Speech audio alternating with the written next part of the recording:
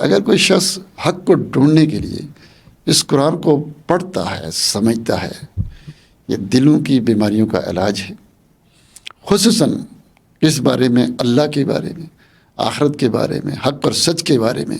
اس وقت انسان کہتا ہے پتہ نہیں اللہ ہے، دعائیں قبول نہیں ہوتی، پتہ نہیں کیا ہے کیا، لیکن کہتا ہے نہیں یہ غلط ہے، صحیح ہے، قرآن پڑھنا شروع کر دو۔ یقین مانیے گا آپ کو ایسا لگے گا کہ بالکل سارے وسوسے سے دور ہو جاتے ہیں، سارے شیطانی خیالات ختم ہو جاتے ہیں۔ یہ علاج ہے، یہ تریاک ہے وسوسوں کا، گمراہی کا، یہ تریاک ہے۔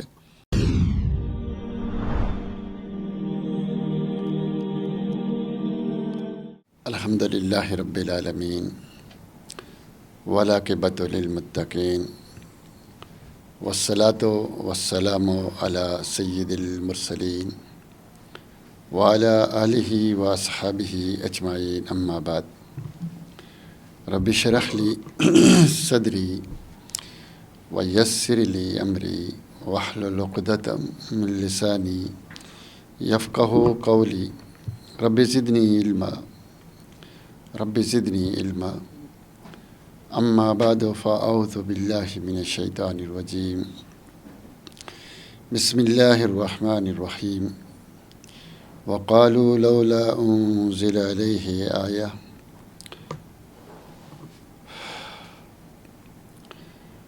وقالوا لولا انزل علیہ آیات من ربہ قل انما الآیات عند اللہ وانما انا نذیر مبین۔ اللہ تعالیٰ کی حمد و ثنا اور رسول معظم صلی اللہ علیہ وآلہ وسلم پر درود و سلام کے بعد، انسان کے دل میں طرح طرح کی بیماریاں آتی ہیں، خیالات آتے ہیں، اچھے بھی برے بھی، یہاں تک کہ لوگ اللہ کے بارے میں بھی اعتراض کرتے ہیں کہ اللہ ہے کہ نہیں ہے، اور اسی طرح اور بے شمار اعتراضات دل میں آتے ہیں، خیالات آتے ہیں۔ تو ان کا علاج کیا ہے؟ کس طریقے سے یہ خیالات ختم کیے جائیں، دور کیے جائیں؟ قرآن میں، بلکہ جب اللہ کے رسول صلی اللہ علیہ وآلہ وسلم رسول بن کر آئے تو آپ نے لوگوں کو دعوت دی مسلمان ہونے کی۔ تو لوگوں نے کہا کوئی معجزہ دکھاؤ، اگر آپ واقعی رسول ہیں تو کوئی نشانی، کوئی آیت، کوئی معجزہ دکھائیں۔ تو معجزہ اس کو بولتے ہیں جو کوئی دوسرا نہ کر سکے، ایسی آیات، ایسی نشانی، ایسا معجزہ جیسے اس سے پہلے ابراہیم علیہ السلام کے زمانے میں معجزات تھے کہ آگ وہ گلزار بن گئی، ابراہیم علیہ السلام کو اس میں ڈالا گیا، وہ جلے نہیں۔ آگ انسان کو نہ جلائے، یہ ایک معجزہ ہے۔ اور موسیٰ علیہ السلام کو دریا سے پار گزر گئے، پانی ادھر ادھر ہو گیا، یہ ایک معجزہ ہے، ایسا نہیں ہوتا۔ تو آپ انہیں لاٹھی پھینکی اور سانپ بن گئی۔ تو اس طرح بے شمار معجزات انبیاء لے کر آتے ہیں رسول۔ تو مکہ والوں نے بھی کہا اگر آپ واقعی اللہ کے رسول ہیں اور سچے رسول ہیں تو معجزہ دکھائیں۔ قرآن اس کے الفاظ ذکر کرتا ہے، کہتا ہے وَقَالُوا لَوْلَا أُنزِلَ عَلَيْهِ آیَاتٌ مِّن رَبِّهِ۔ اگر یہ واقعی اللہ کا رسول ہے تو پھر کوئی نشانیاں دکھائے، کوئی آیات، کوئی معجزات دکھائے۔ تو اللہ تعالیٰ نے اپنے نبی محمد صلی اللہ علیہ وسلم کو کہا قل انما الآیات عند اللہ، نشانیاں لانا، معجزے لانا یہ تو اللہ کا کام ہے، میرا کام نہیں ہے۔ میں کیا ہوں؟ وَإِنَّمَا أَنَا نَذِيرٌ مُّبِينٌ، میں تو ڈرانے والا ہوں، کھلا ڈرانے والا۔ معجزے لانا میرا کام نہیں ہے۔ اس سے اگلی آیات، یہ آیت رقم عنکبوت کی، سورہ عنکبوت کی 50 تھی، 51 میں اللہ کہتا ہے اولم یکفہم انا انزلنا علیک الکتاب یتلی علیہم، کیا ان کے لیے یہ بات کافی نہیں ہے، یہ معجزہ کافی نہیں ہے کہ ہم نے آپ کے اوپر ایک کتاب کو اتارا ہے یتلی علیہم، جن پر پڑھی جاتی ہے؟ کیا یہ قرآن، یہ کتاب، یہ وحی، یہ معجزہ کافی نہیں؟ اس سے بڑا معجزہ اور کیا مانگتے ہیں؟ اور یہ ایسا معجزہ ہے کہ جب یہ قرآن آیا تو اللہ نے نبی صلی اللہ علیہ وسلم کو کہا، قل، آپ انہیں کہیں، لا ان اجتمعت الانس والجن علی ان یاتوا بمثل هذا لا یاتون بمثلہ ولو کان بعضهم لبعض ظہیرا، اگر انسان اور جن جمع ہو جائیں، لا ان اجتمعت الانس والجن علی ان یاتوا بمثل هذا القرآن لا یاتون بمثلہ ولو کان بعضهم لبعض ظہیرا، اگر یہ سارے انس اور جن مل جائیں، جمع ہو جائیں، ایک دوسرے کی مدد کریں، اس جیسا قرآن لانا چاہیں تو نہیں لا سکتے۔ اب عربوں کو بڑا فخر تھا،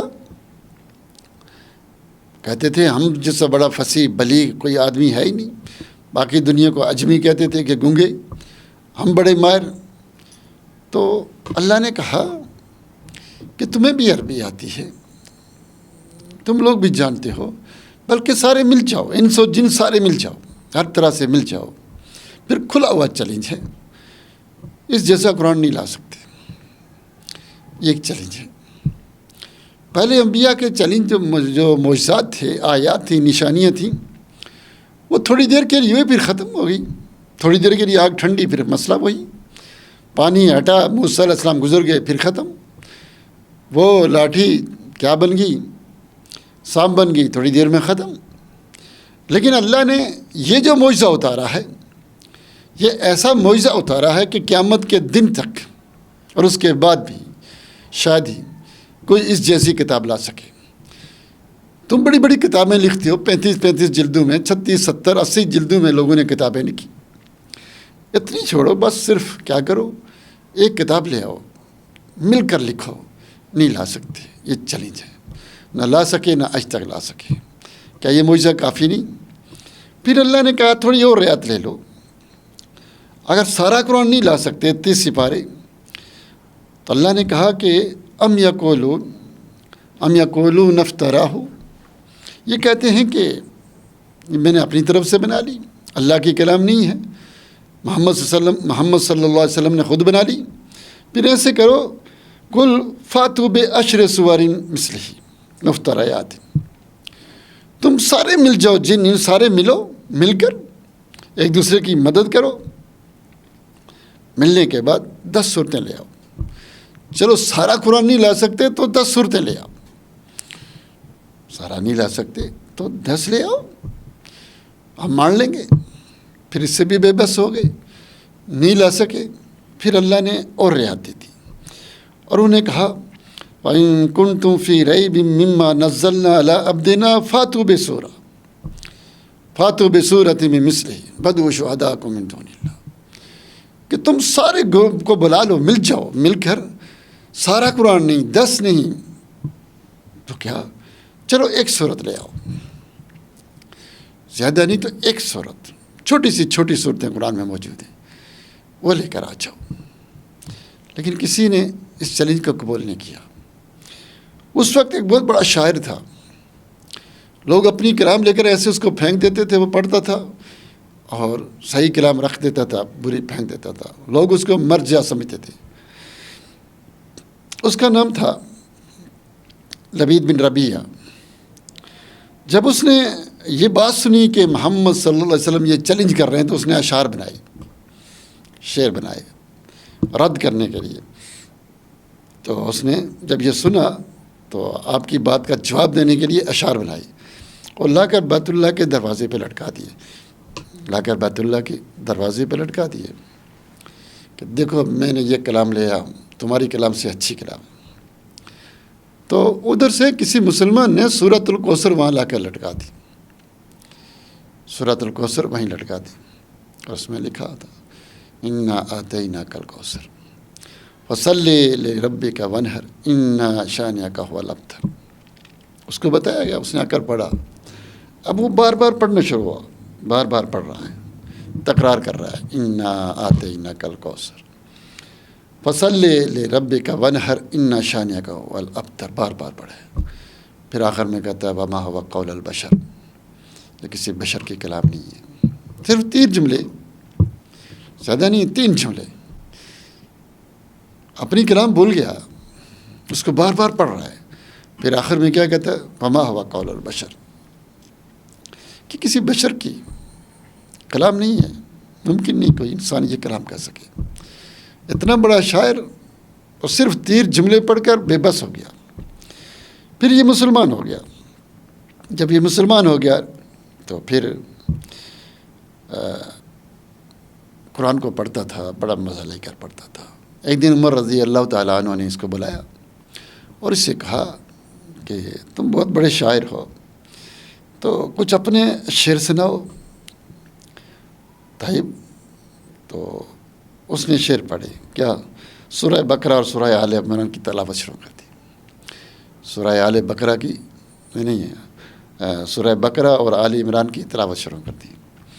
تو عمر رضی اللہ تعالیٰ نے کہا کہ ما کنت لاقول شعرا، نہیں، تم شعر وہ کہو جو تمہارے ہیں، یہ تو ہمیں بھی آتی ہے، ہم نے پڑھی ہے، یاد کی ہے. اس نے کہا واللہ ما کنت لاقول شعرا بعد ما علمنی اللہ سورۃ البقرہ و آل عمران، کہ میں نے شعر کہنے چھوڑ دیے جب سے میں نے سورہ بقرہ اور سورہ آل عمران یاد کی. جب سے یہ قرآن پڑھا اب مجھے شعر شور سب چھوڑ دیے، میرے بس کا اس کلام کے ہوتے ہوئے میں شعر کہوں، میری اوقات کیا ہے، میں کون ہوتا ہوں. تو ان لوگوں کے سامنے حق آیا، مان لیا انہوں نے. تو بہت مسائلے ہیں. ایک ڈاکٹر تھا، بڑا ماہر تھا، دل کی بیماریوں کا بڑا اسپیشلسٹ تھا، لوگوں کا علاج کرتا. دھیریہ ٹائپ آدمی تھا. اور جب بھی کوئی مسلمان یا کوئی عیسائی اس طرح کا جو اللہ کو مانتا ہے یا کسی رسول کو مانتا ہے، وہ آتا تھا علاج کرتا، تو اس کا علاج وغیرہ کرتا. تو جب وہ اس کا علاج کر لیتا، اس سے پوچھتا کیا تو واقعی اللہ کو مانتا ہے، رسول کو مانتا ہے؟ تو کہتا ہاں. کہا دلیل کیا؟ دلیل تو نہیں ہوتی ہم لوگوں کے پاس، عام آدمیوں کے پاس. اس طرح مسلمان آتے تو انہیں بھی کہتا کیا تم مانتے ہو کہ واقعی محمد بن عبداللہ اللہ کے رسول ہے؟ سر اس سے آگے تو ہماری گنجائش نہیں ہوتی. کوئی دلیل سنائیں، کسی کو دلیل دے کر قائل کریں. ایک دن ملک فیصل، کنگ فیصل اسی ہاسپٹل میں آ گیا. اس نے بھی چیک اپ کرایا، علاج کرایا. جب جانے لگا یہی سوال اس نے اس کو کر دیا. اس سے کہا انت تؤمن ان محمد ابن عبداللہ و رسول اللہ؟ اس نے کہا نعم. کیا تو ایمان رکھتا ہے کہ محمد بن عبداللہ اللہ کے رسول ہیں؟ اس نے کہا ہاں. اس نے کہا دلیل کیا ہے؟ اس نے کہا قرآن. تو نے قرآن نہیں پڑھا؟ اس نے کہا پڑھا. اس نے کہا تم نے ترجمہ پڑھا ہوگا، عربی سیکھو، عربی پڑھو. یہ قرآن دلیل ہے کہ محمد بن عبداللہ اللہ کے رسول ہیں، وہ اللہ ہے. وہ چلے گئے کنگ فیصل. گیا تو وہ کہتا ہے کہ اس شخص نے مجھے لاجواب کر دیا، پریشان کر دیا کہ واقعی میں قوم کا رد کر رہا ہوں اور اس کی زبان تک نہیں جانتا میں. کہتا ہے وہ میں نے چھوڑا کر مصر پہنچ گیا. مصر میں جا کر میں نے عربی سیکھنی شروع کر دی. کہتا ہے 2 سال تک میں دن رات کر کے ذہین آدمی تھا، سیکھتا رہا، پڑھتا رہا. کافی تک میں سیکھ لی. کہتے ہیں ایک دن میں سیکھی اور میں نے قرآن اٹھایا، بیٹھ کے اسے کھولا اور پڑھنا شروع کیا. کہتے ہیں بس 1 سے 2 صفحے میں نے پڑھے تقریباً. اس کے بعد میرے اندر سب تبدیل ہو گیا. میرے جسم نے، میرے روح نے گواہی دینی شروع کر دی کہ اللہ ہے اور یہ قرآن اللہ کی طرف سے آیا، محمد بن عبداللہ اللہ کے رسول ہیں. کلمہ پڑھ کر مسلمان ہو گیا. کلمہ پڑھ کر مسلمان ہو گیا. اب جب وہ مسلمان ہو گیا تو ایک شور مچ گیا. بہت سارے لوگ آئے، بڑے اعتراض کرنے والے، بڑے جتنے آئے. اس نے سب سے ایک سوال پوچھا، تم میں سے وہ شخص کون ہے جس نے قرآن پڑھا ہے عربی زبان میں؟ وہ میرے سامنے آئے. اس کو عربی آتی ہے اور اس قرآن کو پڑھا ہے، اس لیے پڑھا ہے کہ مجھے صحیح بات کیا ہے وہ سمجھ آئی، پھر وہ ایمان نہیں لایا میرے سامنے آئے، ایسا کوئی نہیں تھا۔ لکھتا ہے کہ اگر کوئی شخص حق کو ڈھونڈنے کے لیے اس قرآن کو پڑھتا ہے، سمجھتا ہے، یہ دلوں کی بیماریوں کا علاج ہے، خصوصاً کس بارے میں؟ اللہ کے بارے میں، آخرت کے بارے میں، حق اور سچ کے بارے میں۔ یہ قرآن واضح ہماری رہنمائی کرتا ہے۔ تو اس لیے یہ قرآن جو ہے آج مسلمان نہیں پڑھتے، آج قرآن مسلمان نہیں پڑھتے، کسی کو عربی نہیں آتی، ناظرہ پڑھنا نہیں آتا، پھر اس کے معنی، ترجمہ، اس کی گہرائیاں اگر پڑھیں، محنت کریں، کوئی دہریہ نہ ہو۔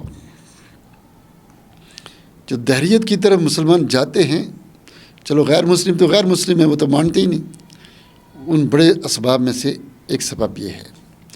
ایک بہت بڑا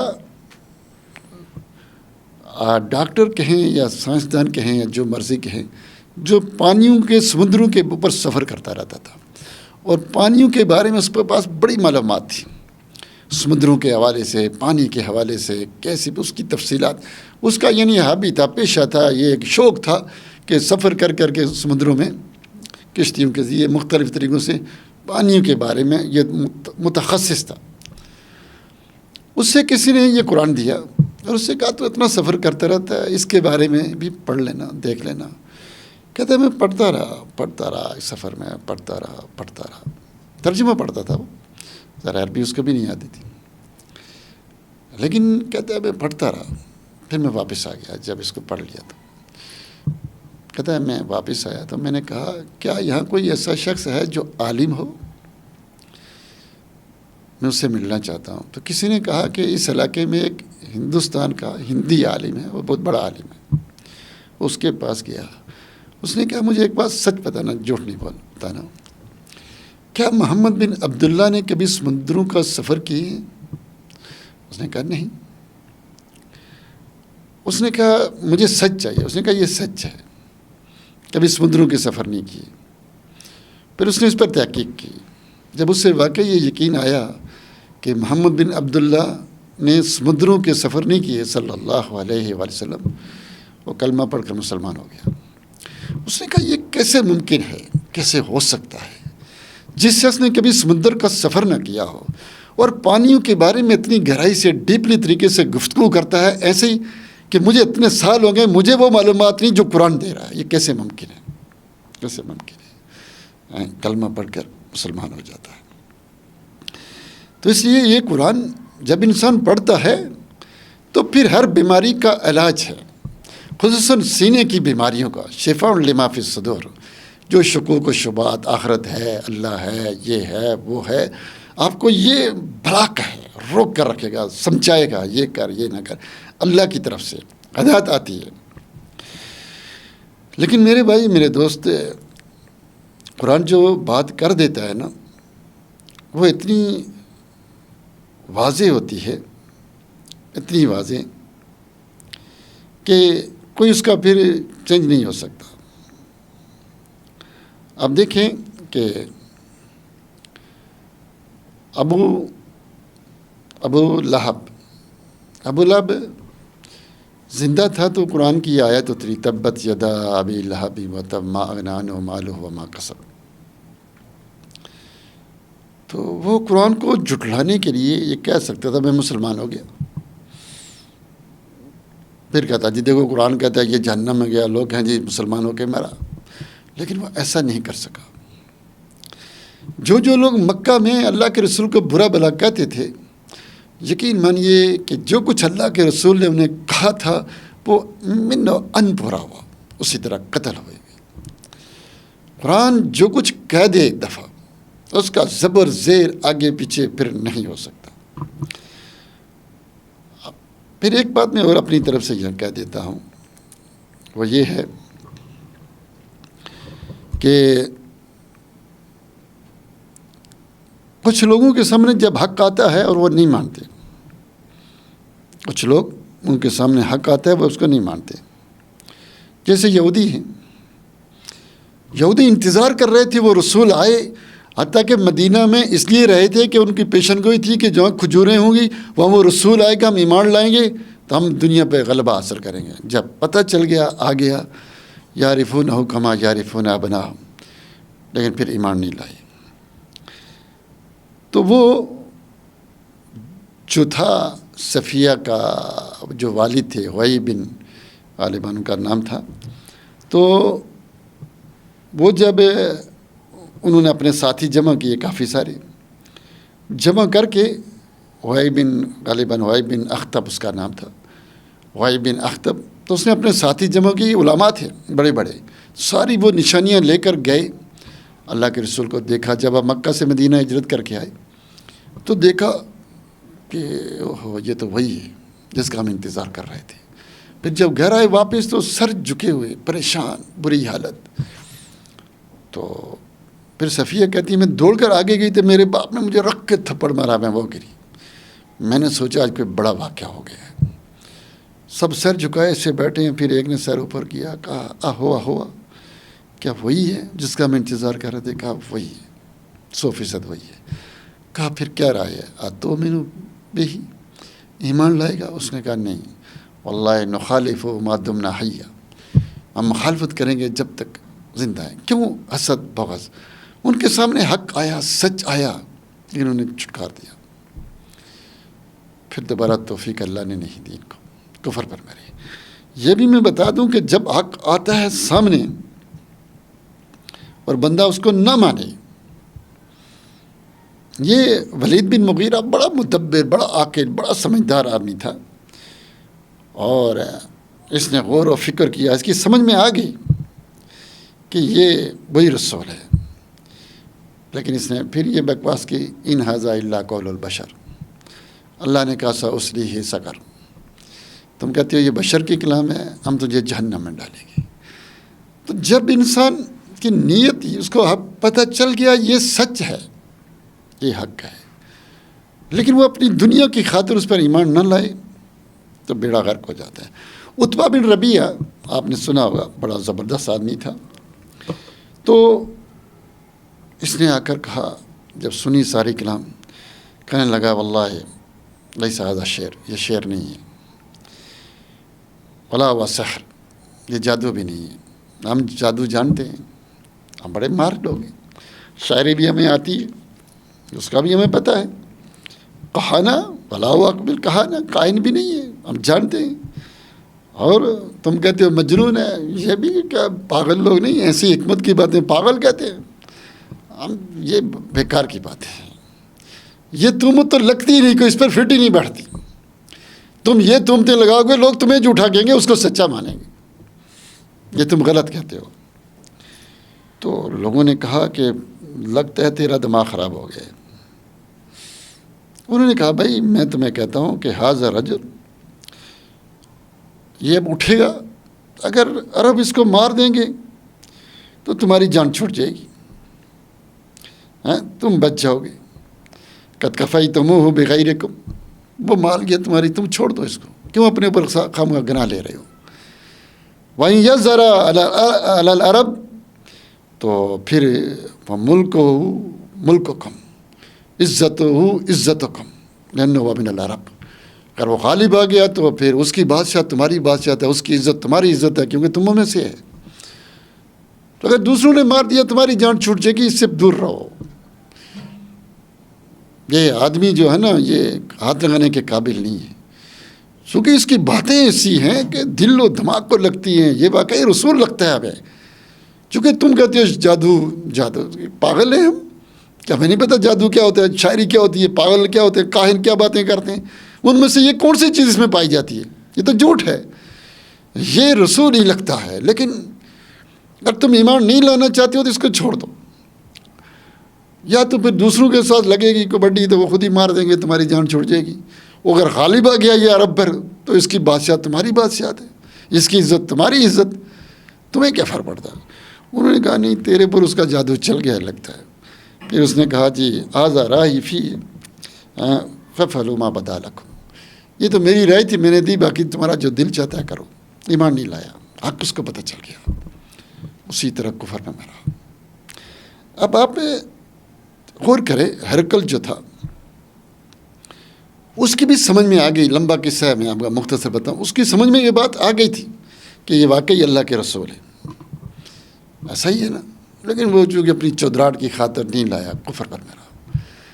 ابو طالب کو دیکھیں نا، ابو طالب اس کا پتہ چل کے اس نے کہا ہے محمد تیرا دین کائنات میں سب سے بہترین دین ہے، اس سے اچھا دین نہیں ہو سکتا، تو بھی سچا، سب کچھ صحیح ہے، یہ دین بھی صحیح ہے، لیکن میں جہنم کی آگ برداشت کر لوں گا، مکے والی عورتوں کے تانے نہیں برداشت کر سکتا کہ آگ سے ڈر کر یہ کیا ہے، مسلمان ہو گیا، کفر پہ میرا۔ تو جب بندے کے سامنے حق آئے، سچ آئے، پھر قبول نہیں کرتا، پھر اللہ اس کو ہدایت نہیں دیتا۔ اللہ نے رسول بھیج دیا، قرآن بھیج دیا، اب کسی کے پاس کوئی حجت نہیں ہے، یہ رسول آیا ہوا، بھائی اتنی بھائی ہمارے درمیان اس چیلنج کے ساتھ ہوا، پڑھو دیکھیں سچ کیا جھوٹ کیا۔ اب اگر نہیں پڑھتے ہو تو پھر جہنم تیار رکھیے۔ ہاں جو اس کو پتہ نہیں ہے کہتے ہیں اچھا رسول ہے، اچھا کتاب ہے، محفوظ ہے، چلو پڑھتے ہیں، واقعی شاید حق ہو، اللہ اس کو ہدایت دے دیتا ہے، اللہ اسے ہدایت۔ اور جو جان بوجھ کے نہیں پڑھتے، ویسے ہی اللہ سے دشمنی، رسول سے دشمنی، علماء سے دشمنی، اللہ ان کو ہدایت نہیں دیتا۔ دیکھیے شیطان ہمارا ازلی دشمن ہے، شیطان ہمارا انسانیت کا دشمن، وہ نفس بھی برائی کا کم دیتا ہے، دل میں وسوسے آتے رہتے ہیں، الٹے سیدھی باتیں، خیالات آتے ہیں، یہ کیوں، یہ کیا صحیح۔ تو میرے بھائی، میرے دوست، آتا کہ کوئی صحابہ اللہ کے رسول صلی اللہ علیہ وسلم کے پاس آئے اور کہا اللہ کے رسول ہم دل میں ایسے ایسے خیالات ہمارے آتے ہیں کہ ان کو زبان پر لانا ہم کفر سمجھتے ہیں، بہت بڑا گناہ سمجھتے ہیں۔ کہا ایسے ہی ہے، واقعی ایسا ہی ہے، تم اپنے دل میں ایسے خیالات پاتے ہو کہ جن کو زبان پہ لانا تم بہت بڑا گناہ کفر سمجھتے ہو؟ کہا ہاں۔ قال ذالک معاذ الایمان، یہ تو ایمان ہے، یعنی شیطان آپ کو کر رہا ہے، خراب کر رہا ہے، حملے کر رہا ہے، یعنی ادھر ایمان ہے، خراب کرنے کی کوشش کر رہا ہے، اور تم اس کا مقابلہ کر رہے ہو، زبان تک نہیں لا رہے ہو۔ پھر کہا اللہ تیرا شکر ہے کہ شیطان صرف وسوسوں تک کامیاب رہا، اس سے آگے کامیاب نہیں رہا۔ بس اوقات انسان کہتا ہے پتہ نہیں اللہ ہے، دعائیں قبول نہیں ہوتی، پتہ نہیں کیا ہے کیا، لیکن کہتا ہے نہیں یہ غلط ہے، صحیح ہے، قرآن پڑھنا شروع کر دو، یقین مانیے گا آپ کو ایسا لگے گا کہ بالکل سارے وسوسے دور ہو جاتے ہیں، سارے شیطانی خیالات ختم ہو جاتے ہیں۔ یہ علاج ہے، یہ تریاق ہے وسوسوں کا، گمراہی کا، یہ تریاق ہے۔ لیکن اللہ اس سے دیتا ہے جو ہدایت چاہتا ہے، جو جنت میں جانا چاہتا ہے، جو حق سچ کو دیکھ کے منہ موڑ لے، اللہ اسے ہدایت نہیں دیتا۔ تو علاج کا کوئی اگر علاج چاہتا ہے کہ میں علاج کر لوں، تو اس کا علاج قرآن پڑھے، بس قرآن پڑھنا شروع ہو جائے، قرآن سیکھنا شروع ہو جائے، یقین مانیے اس سے اللہ ہدایت دے دے گا۔ یہ دل جو ہے نا خود بخود سیدھے ہونے شروع ہو جاتے ہیں، اور اس سے چھوڑو گے پھر شیطان استحوذ علیہم الشیطان، شیطان غلبہ، کنٹرول حاصل کرتا ہے، پھر تم سے وہ کام کرائے گا کہ پھر اللہ معاف کرے۔ تو ساری گمراہی کے سبب رسولوں کو چھوڑنا، اور خصوصاً جو محفوظ کتاب ہے قرآن حکیم قیامت تک ہے، اس کو نہ پڑھنا، اس سے دشمنی کرنی، یہ ہے ساری گمراہیوں کا سبب۔ اگر کوئی شخص یہ چاہتا ہے تو دہریہ جو مرضی ہے وہ آئے اس قرآن کو پڑھے، اس کی زبان سیکھے، مجھے اللہ سے امید ہے کہ اللہ اس کو ضرور ہدایت دے گا۔ اللہ تعالیٰ سے دعا ہے کہ اللہ تعالیٰ ہمیں قرآن و سنت کو سمجھنے اور اس پر عمل کی توفیق دے، آمین یا رب العالمین۔